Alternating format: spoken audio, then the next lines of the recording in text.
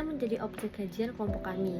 Artikel yang kami analisis berjudul Analisis Dampak ChatGPT Terhadap Proses Pembelajaran Mahasiswa Systematic Literature Review, ditulis oleh Caroline Febrianti dan kawan-kawan dari UPN Veteran Jawa Timur.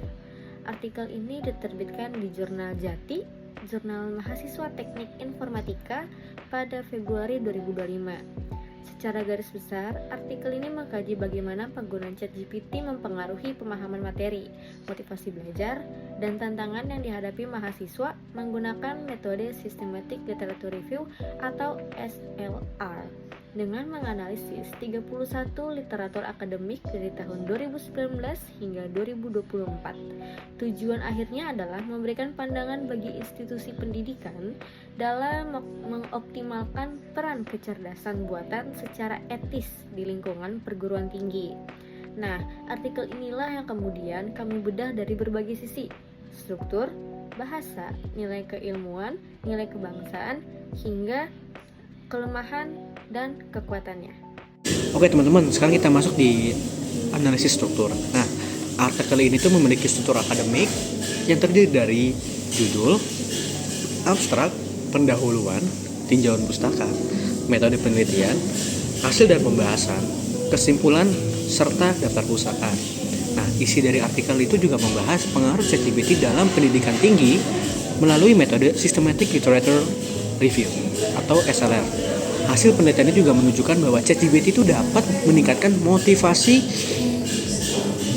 kemampuan kritis, dan kreativitas mahasiswa, tetapi juga memiliki tantangan seperti plagiarisme dan ketergantungan teknologi. Selanjutnya adalah fonem, adalah satuan bunyi terkecil dalam bahasa. Contohnya adalah kata belajar yang tersusun dari fonem B, E, L, A, J, A, R sehingga membentuk makna tertentu. Selanjutnya adalah morfem, adalah satuan bahasa terkecil yang memiliki arti. Contohnya kata pembelajaran yang terdiri dari awalan pen, kata dasar belajar, dan akhiran an, sehingga bermakna kegiatan belajar. Nah, selanjutnya adalah kata, merupakan gabungan morfem yang memiliki makna. Contohnya adalah pembelajaran, penelitian, maupun tantangan.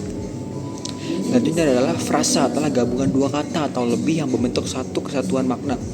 Contohnya adalah motivasi belajar, pendidikan tinggi, dan teknologi kecerdasan buatan. Selanjutnya yang terakhir ada kalimat. Kalimat adalah gabungan kata atau frasa yang memiliki susunan lengkap dan makna utuh seperti subjek, predikat, objek, maupun keterangan. Contohnya kalimat tentang kemajuan teknologi kecerdasan buatan yang membawa dampak signifikan dalam kehidupan. Selanjutnya ada nilai keilmuan. Kebenarannya, kemajuan dalam teknologi informasi dan kecerdasan buatan sudah menimbulkan pengaruh banyak aspek kehidupan, termasuk di bidang pendidikan. Objektivitasnya, penelitian ilmiah ini berdasarkan data yang dipergunakan pada studi meliputi data sekunder dan primer. Data primer diperoleh dari penelitian yang telah dipublikasikan, sedangkan data sekunder merupakan berasal dari tinjauan literatur yang relevan dan mendukung penelitian ini. Ada juga kemanfaatannya, yaitu pengetahuan ini bertujuan untuk memecahkan masalah yang sulit ditemukan, solusinya, dan membantu manusia dalam mencari informasi secara instan, serta ilmu ini mengembangkan teknologi zaman yang semakin berkembang dan bermanfaat bagi penggunanya. Halo, di sini saya akan menjelaskan bagian ke-6 dari laporan analisis kelompok kami, yaitu identifikasi nilai kebangsaan. Jadi, dalam laporan ini, kami tidak hanya menganalisis struktur dan bahasa dari artikel ilmiah tentang ChatGPT. Kami juga mengidentifikasi apakah artikel tersebut mengandung nilai-nilai kebangsaan. Dan jawabannya, iya, ada. Bahkan cukup detail. Nah, nilai kebangsaan yang kami gunakan sebagai acuan adalah Pancasila. Kami menelaah artikel ini sila per sila, dan ternyata setiap sila bisa dikaitkan dengan isi atau rekomendasi yang ada di artikel tersebut. Dimulai dari sila pertama, artikel itu menekankan pentingnya etika seperti mencegah plagiarisme dan ketergantungan berlebihan pada AI. Menurut kami, ini mencerminkan nilai sila pertama karena bicara soal tanggung jawab moral. bahwa teknologi tidak boleh menggantikan nilai-nilai luhur dalam dunia akademik. Lalu sila yang kedua, ChatGPT dalam artikel digambarkan bisa mempersonalisasi pembelajaran. Jadi, setiap mahasiswa bisa belajar sesuai kebutuhannya. Ini mendukung pendidikan yang lebih inklusif. Tapi, artikel juga mengakui ada risiko privasi dan ketimpangan akses dan merekomendasikan agar interaksi manusia tetap dijaga. Itu yang kami kaitkan dengan nilai kemanusiaan. Nah, sila yang ketiga, yang menarik dari 31 jurnal yang dianalisis di artikel itu, banyak yang berasal dari institusi Indonesia seperti ITS, UNES, dan UPN Veteran Jawa Timur. Menurut kami, ini bentuk kontribusi nyata bangsa Indonesia dalam diskusi global soal AI dan pendidikan. Itu nilai persatuan. Sila keempat, artikel merekomendasikan pembentukan regulasi dan panduan etis penggunaan AI. Kami melihat ini sebagai cerminan semangat musyawarah. Keputusan soal teknologi harus melibatkan banyak pihak, tidak bisa sepihak. Metode SLR-nya sendiri juga kami anggap mencerminkan kebijaksanaan kolektif karena menggabungkan banyak perspektif penelitian.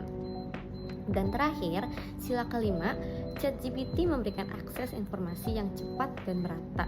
Itu mendukung pemerataan pendidikan. Ditambah rekomendasi pelatihan etis agar manfaatnya dirasakan secara adil oleh semua mahasiswa, bukan hanya yang tahu cara memanfaatkannya. Jadi, kesimpulan dari bagian yang kami analisis ini, artikel jurnal tentang ChatGPT itu ternyata tidak hanya relevan secara akademik, tapi juga selaras dengan nilai-nilai Pancasila yang jadi landasan kita sebagai bangsa. Sekian dari saya, terima kasih. Selanjutnya kita bicara soal kelebihan dan juga kekurangan dari teks ini. Kalau kita bicara soal kelebihan, teks ini menyajikan fondasi yang sangat kuat karena penyusunan idenya sangat sistematis dan juga bisa dipercaya. Kenapa? Karena penulis menggunakan metode systematic literature review dengan membedah total ada 31 penelitian terdahulu dan juga studi. Selain itu, penulisnya juga sangat objektif. Dia nggak cuma ngasih lihat dari satu sisi, tapi juga menyajikan argumen yang adil dan seimbang antara apa aja manfaatnya dan apa aja tantangan yang dihadapi. Namun di sisi lain juga ada beberapa kelemahan yang perlu kita perhatikan. Argumen dalam teks ini dirasa agak terlalu deskriptif dan kurang menganalisis secara tajam. Penulis cenderung hanya merangkum dan menumpuk data yang sudah ada tanpa memberikan opini secara mendalam. Efeknya, kita jadi kurang mendapatkan penjelasan secara spesifik mengenai konteks masalahnya atau seberapa besar dampak nyata dari temuan-temuan tersebut. Oke, sekarang kita sampai di bagian terakhir dari laporan kami, yaitu penutup yang terdiri dari simpulan dan saran. Jadi, setelah kelompok kami menganalisis artikel ilmiah tentang dampak ChatGPT ini secara menyeluruh, dari struktur, bahasa, nilai keilmuan, sampai nilai kebangsaan, kami menyimpulkan bahwa artikel ini sudah cukup baik sebagai karya ilmiah. Strukturnya lengkap, metode SLR-nya terstruktur, dan ketika pertanyaan penelitian seperti research question 1, 2, 3 semuanya dijawab secara sistematis berdasarkan 31 jurnal yang lolos seleksi ketat. Dari sisi bahasa, sekitar 85-90% kaidah EYD K5 dan KBBI sudah terpenuhi. Diksi ilmiahnya tepat dan gaya penulisannya konsisten. Artikel ini juga punya nilai keilmuan yang tinggi dari sisi kebenaran, objektivitas maupun kemanfaatannya, dan seperti yang sudah dijelaskan sebelumnya, artikel ini juga mengandung nilai kebangsaan yang selaras dengan kelima sila Pancasila. Meski begitu, ada beberapa kelemahan, terutama pada kedalaman argumentasi yang masih cenderung deskriptif dan beberapa kesalahan format di bagian table dan metode. Maka dari itu, kami memberikan beberapa saran untuk penulis artikel tersebut. Pertama, analisis antar sumber perlu diperdalam, bukan hanya merangkum, tapi juga membandingkan dan mengkritisi secara lebih tajam. Kedua, perlu dilakukan proofreading menyeluruh, terutama di bagian table dan metode, untuk memastikan penulisannya konsisten sesuai EYD K5.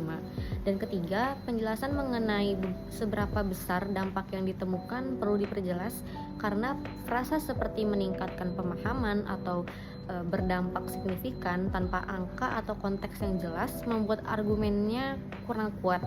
Secara keseluruhan, artikel ini tetap layak dijadikan referensi untuk penelitian selanjutnya di bidang AI dan pendidikan tinggi, dengan catatan perbaikan tadi tentunya.